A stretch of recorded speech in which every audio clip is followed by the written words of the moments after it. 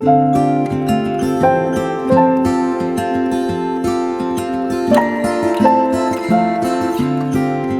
team, Morning, guys. welcome back to Wanderroos. So after what's been a fairly hectic start to the year, and with both Kat and I doing our own solo things, of course Kat's been the most epic solo adventure. I'm very proud of her. It's a huge accomplishment what she's done.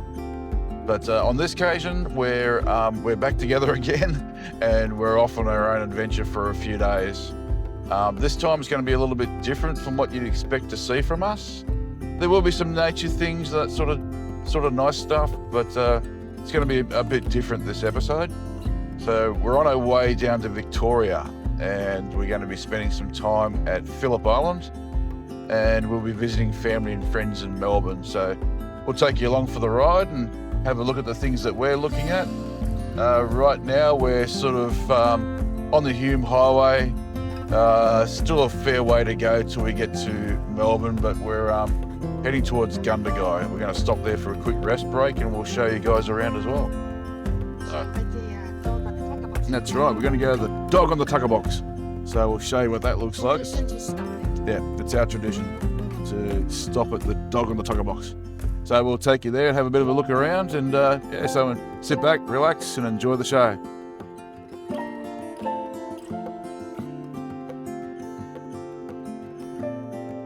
Alright folks, here we are at the dog on the tucker box. This is a memorial for the pioneers, or the early European pioneers that settled in this area. I suppose by today's thinking it's probably a little bit controversial, but it's, back then they thought it was the right and honourable thing to do to memorialise these people. I don't really know the story behind the dog on the tucker box. I think it comes from an old bush poem back in the day, but it's now become more of a iconic landmark in the Australian culture, the dog in the tucker box. So yeah, there we go, a little piece of the Australiana for you.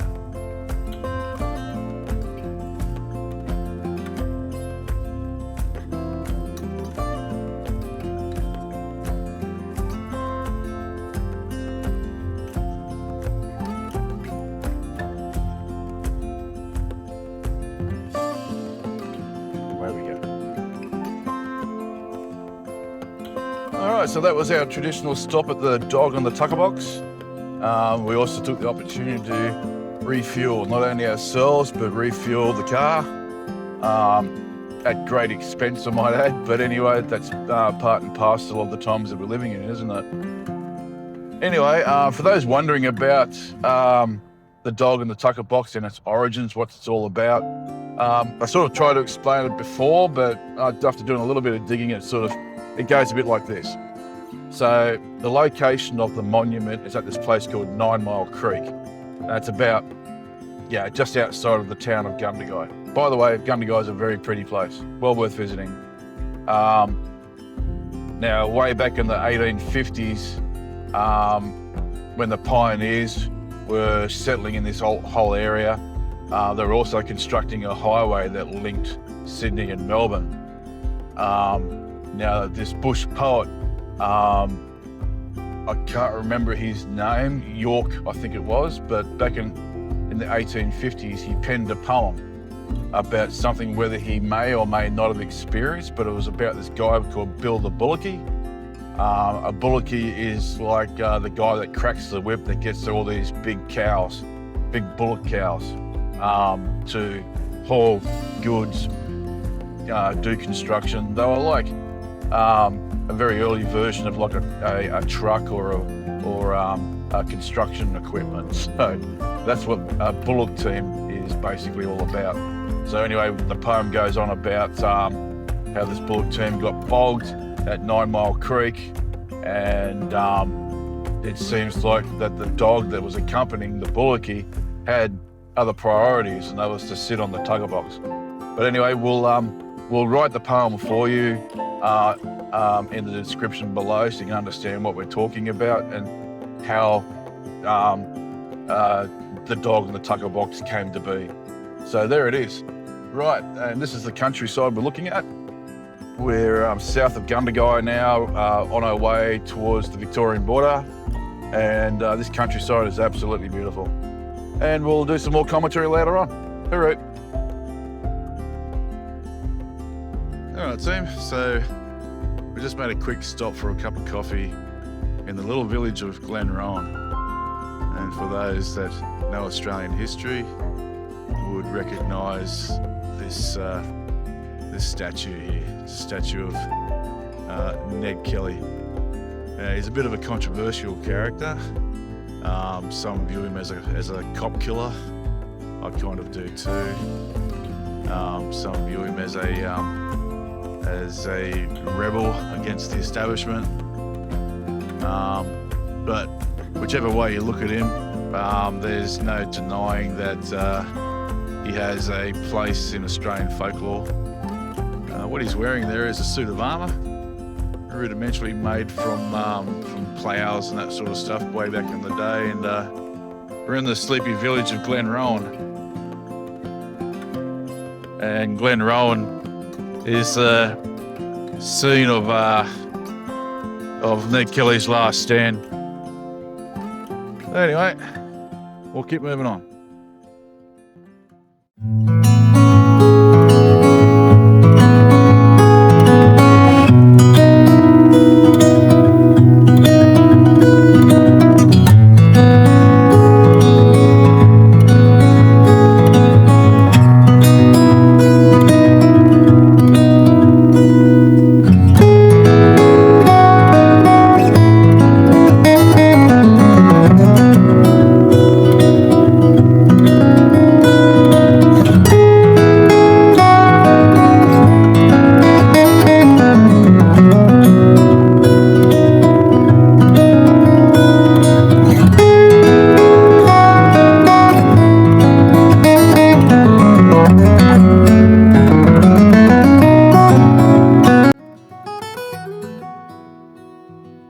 G'day team, welcome to Phillip Island. Phillip Island is about, as the crow flies, probably about an hour and a half south-east of Melbourne, the big city of Melbourne. So I think we're here on the Easter long weekend right now. And sorry. It's anyway, so we're here for the Easter long weekend. So ordinarily, the permanent population on Phillip Island is about 16,000, and we figured that on an Easter long weekend like this weekend, the population double, probably even triple that. So we're exploring right now the Cape Woolamai National Park, which is like the first cape on the left when you come onto the island from the mainland. And we're kind of in a bit of a state of shock right now. So we started off on this trail. And it's pretty obvious that as soon as you come up onto the sand spit that joins onto the cape, we're walking through a penguin rookery. And it's kind of shocking. It's obviously a penguin rookery. We've seen them before. We know what they look like. You can see tracks leading up into the holes in the ground. We're right in the middle of it right now, actually. And there's no signs, no nothing. Just a rookery right there. The thing is though, you can see some trash in one of the holes there. It's really shocking that they're not protecting the area. Anyway, it is what it is. Maybe they're keeping it quiet about it for a reason, but a lot of people walk through here, especially a lot of kids. So we can see there'd definitely be bad news for the penguins that are trying to make a home for themselves here. Oh, there's an albatross. Look at that, beautiful. Another albatross. Yeah, that's an albatross. Not very big albatrosses, but they're albatrosses. Anyway, right, we're going to keep going. I'm going to show you a bit more of this national park here. Like I said before, this is not kind of normal, usual thing you expect to see from us. We're on a holiday ourselves, so unfortunately, we're going to be rubbing shoulders with a lot of other people wanting to do the same thing, but that is what it is. All right, let's keep moving on.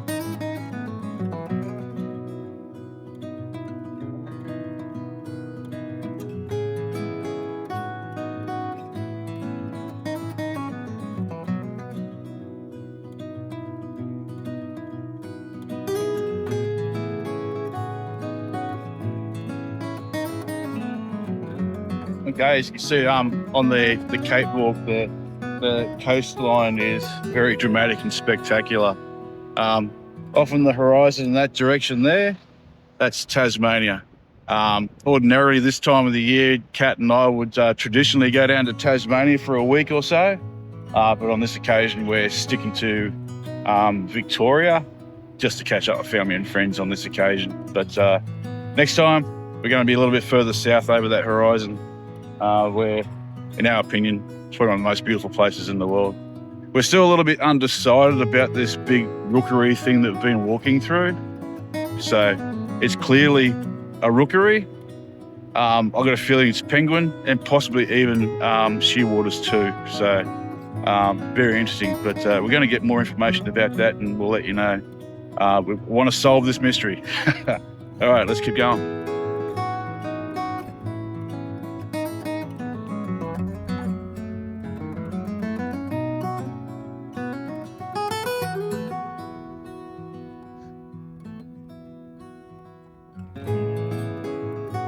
It's an absolutely beautiful walk on this Wallambai trail.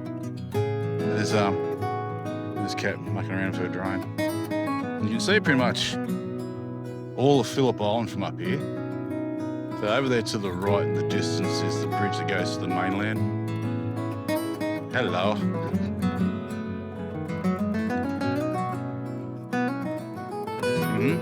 Yep, I was just about to get into that because, yeah, no, you're right. No, you're good because I'm sure the audience is waiting with bated breath for an answer to the mystery. So all these little holes we see everywhere, Kat and I immediately thought these have got to be penguin burrows, but they're not. So yeah, shearwaters.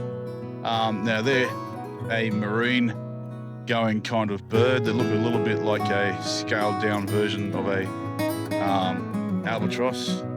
It's a great hike, really good hike.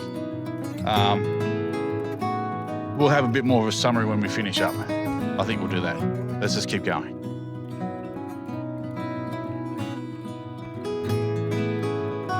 This is looking east towards Wilson's Cemetery National Park, one of Kat and I's most favourite locations to go to.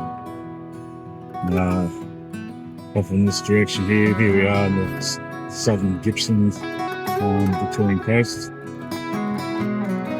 Going right around. Over there we see San Remo, and that's the eastern channel into Western Port Bay. You can see the bridge in the distance there. That's all Western Port Bay goes right around. And you can see Phillip Island right in front of us. That's almost all of Phillip Island you can see. Over there, you can probably difficult to make out, but there's a cape in the distance there. I'll point towards it. So that's the Western Cape. Can't remember the name of it, but that's the western entry into Port Phillip Bay. We'll be going there tomorrow. But yeah, it's really spectacular.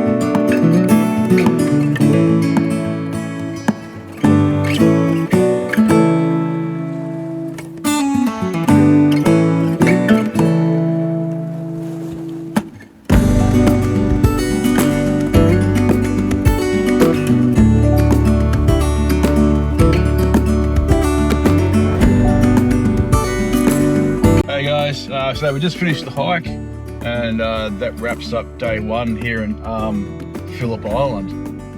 We didn't film the last bit of it from the top of the hill where the beacon is back to the car park. We went by the eastern side where the beach is, isn't that right, Dale? Yep. And we got wet feet. Got wet feet, yeah. The tide was coming in, so we were hard up against this big sand hill, trying to get back to the track that comes back to the car park. And we had this Indian family following us as well, doggedly determined to get through. So yeah, it was kind of funny. But yeah, got through with sandy, wet boots, but that's what our hiking boots are made for. Yeah. And yeah, it was good. There is a really nice kiosk at the car park where you get your sausage rolls and stuff and crisps and just like little snacks and drinks. And I had a sausage roll, and that was just amazing. I think it was the best sausage roll I ever had. And who knows what you know here, Phillip Island. So if you come here and you want to stop for a snack or something, try or ask for a sausage roll. They're delicious. They make them in-house. Really, really tasty. I had a Golden Gate on, so I'll let you guys figure out what that means. It's an ice cream, guys. It's an ice cream. This is the first time I saw it, and they're like, excuse me.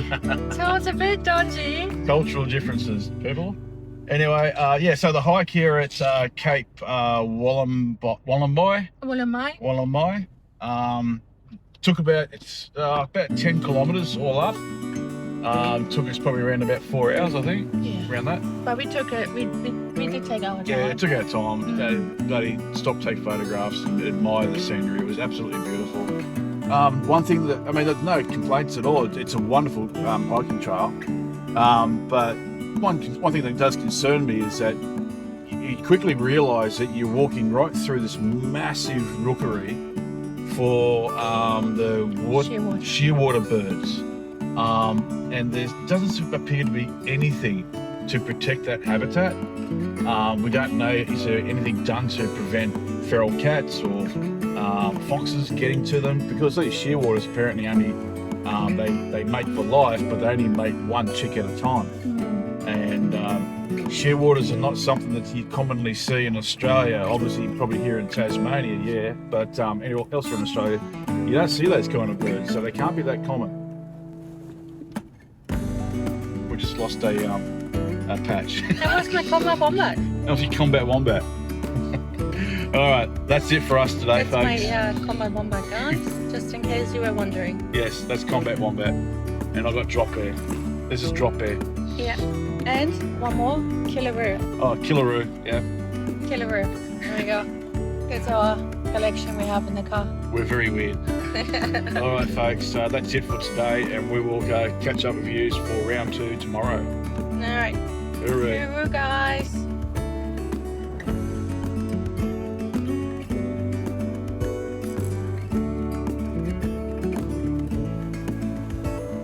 Morning, guys. Good morning, and welcome to the westernmost entry into Western Port Bay. We're on the western side of Phillip Island, obviously. What you see over there is that rock formation is called the Knobbies. Apologise for the language, but that's its name. If we look over in that direction across the entrance there, you can see Flinders. It's a locality directly across from us. And you keep looking off in the horizon in that direction there. You keep following that. That's part of what's called Mornington Peninsula. And over in that direction there is the entrance into Port Phillip Bay, which is the main bay where Melbourne is located. Having $1 million views, here's a colony of penguins. And they've got these boxes here. They do the same thing in Tasmania.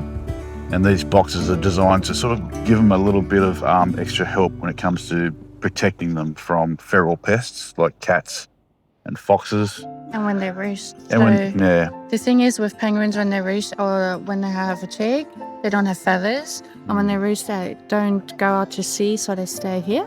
So they're going to stay in these little huts, but they usually come back here at night too. Not sure if this is still being used, this area here, because it is quite far away from the water. Yeah. And when you have a look over there,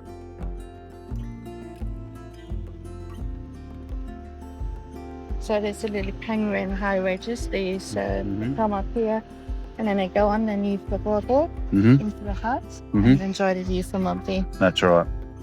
Yeah, so there's the Penguin Superhighway. So they come in at sea at sunset or just after sunset, come up this highway and go to their $1 million view luxury cabins. Yeah. That's what they are. All right. We're going to come out here or somewhere nearby here tomorrow night to watch penguins come in the roost. We'll try and get photography of it if we can. And if we can get some good footage, we'll share it with you. But in the meantime, let's keep exploring.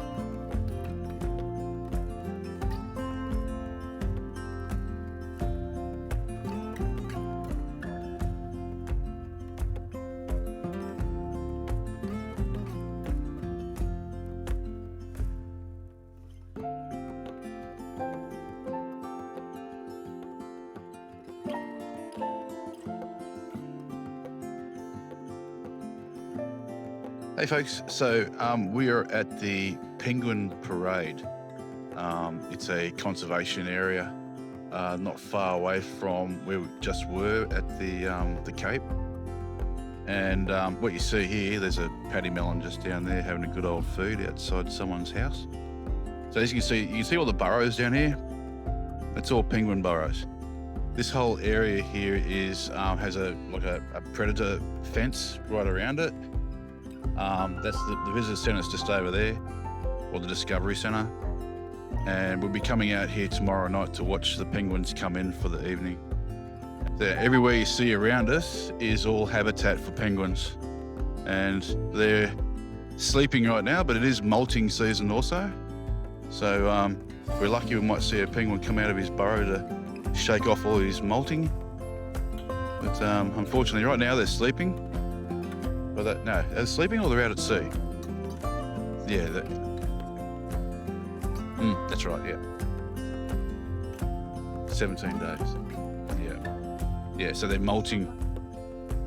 Yeah, that's right. So there'll be some out at sea and some will be here. It's molting time, so they're shedding off all the excess feathers. But there'll still be some out at sea getting food and stuff. All right, just wanted to show you around because when we're here it's going to be dark, so it'll be very difficult to film it. But we wanted to give you guys a bit of an idea of what a penguin colony looks like and how they're conserving it. All right, we'll keep going. Hey folks, so this is the beach where guests are invited to come on down here at a ticket, of course.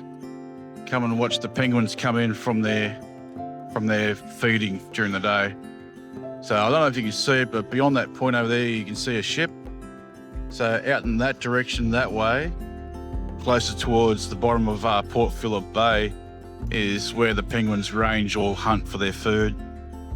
And then right on sunset or thereabouts, they'll come back in through here and they'll parade themselves all over in this area here, all around here. So yeah, they do a really good job looking after it. And this is where we'll be tomorrow night to watch the penguins coming home.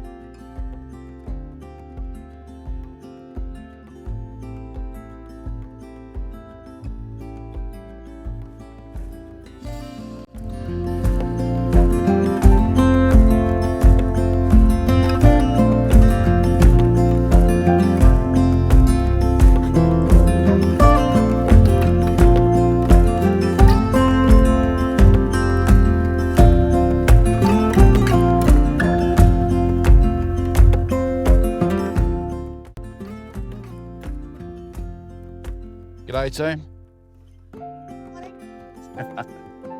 Day 3, Phillip Island. Today we're going for a bit of a hike along the southern coastline of Phillip Island, heading out to a place called Pyramid Rock. What's the total duration? About 5 kilometres. So it's not very far. Tonight it's going to be pretty special to round off our Phillip Island visit. And we're going to have premium seats to watch the penguin parade. So yeah, absolutely excited for that. So it's going to be pretty cool. We'll try and get some photography for you. in the hope that it'll come out okay. If not, oh well, you just have to come and see for yourself. All right, so let's keep going. We'll show you some more sights as we go.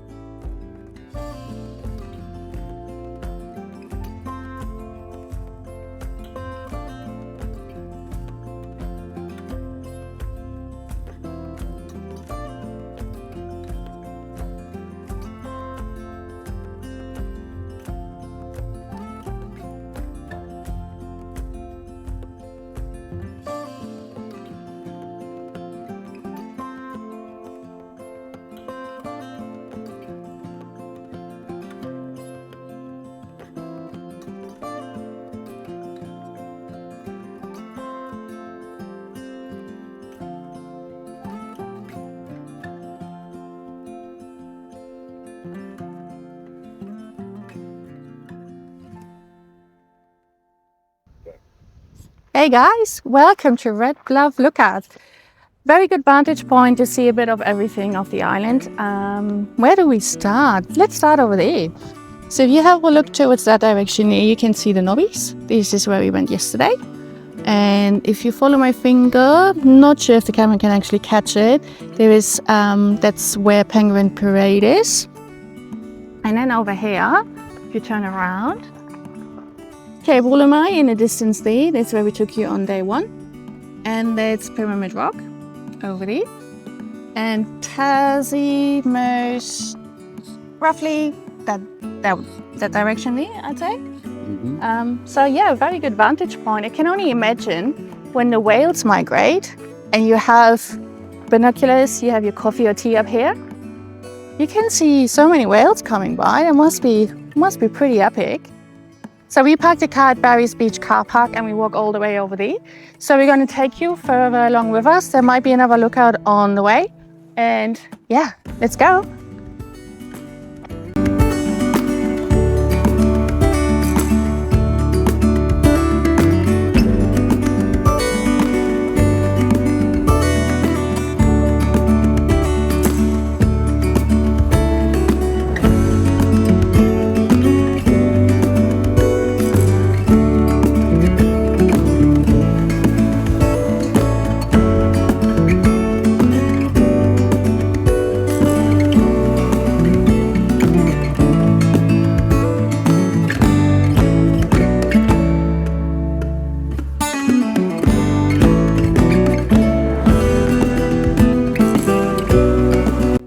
Well, that concludes our little day excursion today to Pyramid Rock.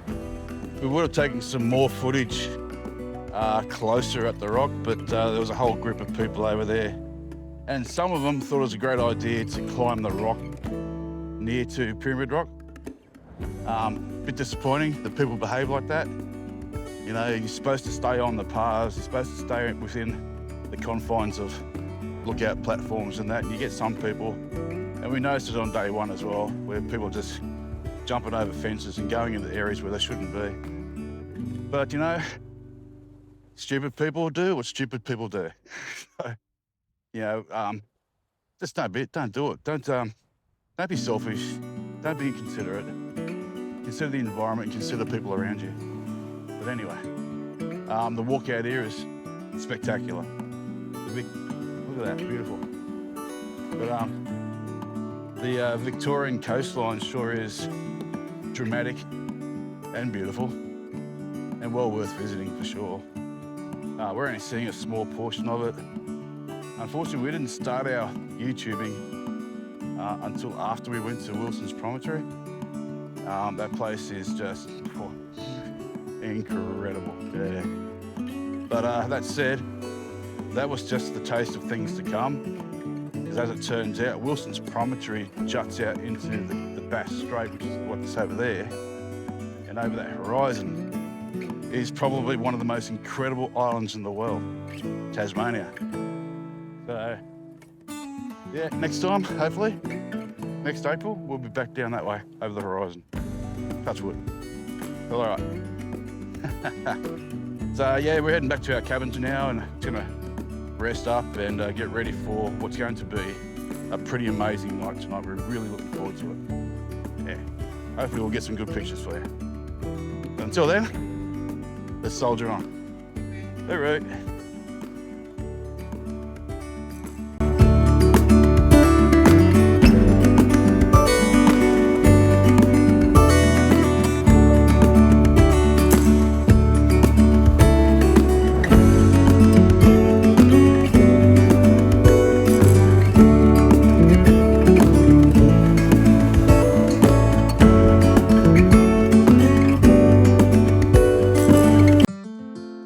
Good morning, team, and it's a good morning from a coffee-depraved cat. She's not happy, but anyway, neither am I. But I'm taking the caffeine deprivation in my stride. Anyway, we're wrapping up Phillip Island. We finished up yesterday, actually, but the night before we had our penguin experience at the penguin parade. Turned out that's the biggest colony of fairy penguins or little penguins in the world. Somewhere in the range of 40,000? Yeah, like 40,000 penguins living around there. And we had a very special, very special experience. So there are different experiences you can book. So you have the general viewing. So you sit there waiting for the penguins to come home. Or we use a guide tour for families, and we have the ultimate tour. So they take you on a little walk across to a private beach. It's only a small group, maximum of 10 people, and then you just sit on the beach there and you just wait for the penguins to come back. So they're very, very close to you. Obviously you don't touch them, you don't interfere with them, you're very quiet and you just sit there. But that was just magical, and we had a really good night as well because the Milky Way were just above us, and it was just so pretty. So you could see the stars and you could see the penguins coming back. That was really good. It was. Yeah. It was a fantastic experience and highly recommended. The only disappointing part was that their golden rule is no photography. Obviously, too, there are stupid people. They forget to turn their flash off, and a bright light like that would absolutely ruin a penguin's eyesight. So. Look, we're getting a morning laugh from the kookaburras. Anyway, yeah, no photography, so unfortunately we couldn't take any footage for you, but highly recommended that you go and check it out. It's just an incredible experience. So anyway, we're back on the mainland now, and we are currently at Melbourne. You can see all these little huts here. Back in the day, that's where the ladies and gentlemen will get changed, and they'll make their way down to the beach. And this is Brighton Beach. Yeah, you're probably not going to be able to make it out, but you can see the Melbourne City skyline over there.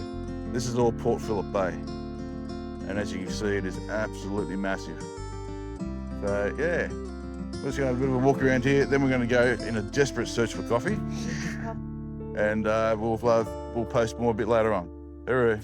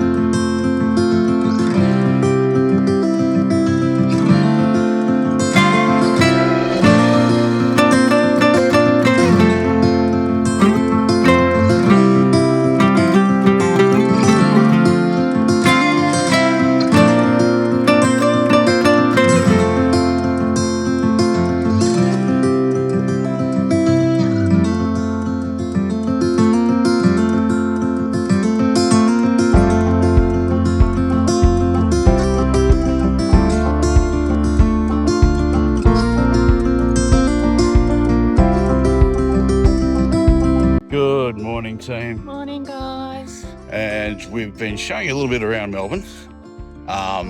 which is all well and good, but both Kat and I, Kat in particular, we need to get out of the city centre and experience a little bit of nature.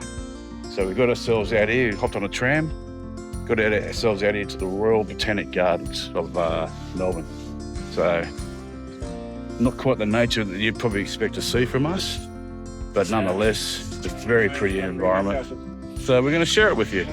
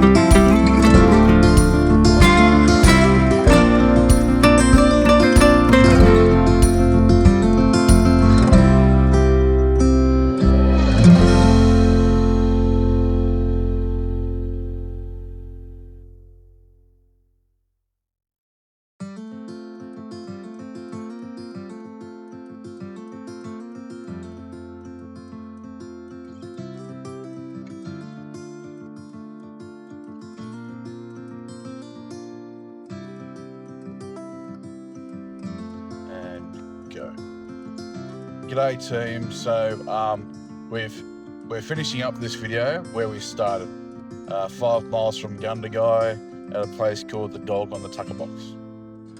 We've just left there now, we're on our way home. It's late in the afternoon on a Saturday. We've spent the good part of over a week now exploring parts of Victoria, particularly Melbourne and Phillip Island. So how would you sum up the trip, Doug? Yeah, Melbourne is not the kind of town for people like Kat and I where we enjoy scenes like this. This is much more like our home. So Melbourne, yeah, okay, it's well and good to go and see it. Yeah. Yeah, there's lots of interesting things to see.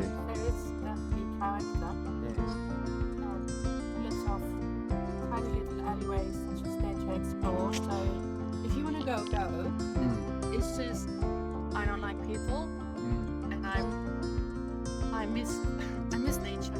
Yeah, we both struggle with crowded places, and Melbourne certainly has no shortage of that.